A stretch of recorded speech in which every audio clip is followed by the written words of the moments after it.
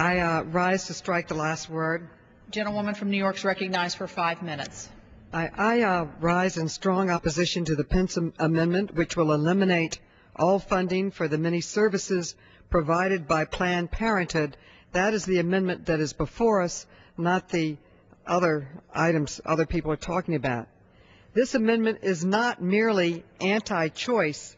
It is also anti-health, anti-woman, and anti-poor, and is a thinly veiled attack on birth control. This amendment will not do anything to grow our economy or create any new jobs to help us out of this great recession. It will only turn this nation backward. Planned Parenthood is the nation's largest provider of family planning services, and for roughly 60% of their patients, they serve as the primary care physicians. 90% of the health care they provide every day is primary and preventive. This is not about abortion. The Hyde Amendment is alive and well, and it prevents and restricts any use of federal funds for abortion. This is about primary and preventive health care.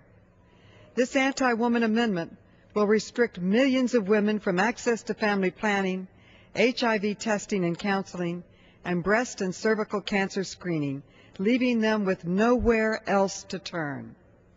The other side's vision of smaller government would expand the government's power over women's choices. It is wrong, it is short-sighted, and it is unjust.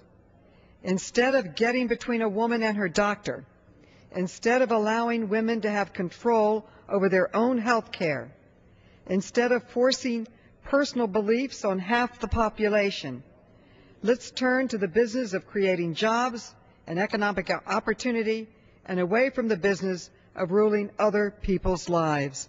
I urge a no vote on the Pence Amendment, and I yield back the balance of my time. And yields back. For what purpose does the gentlewoman from Alabama rise?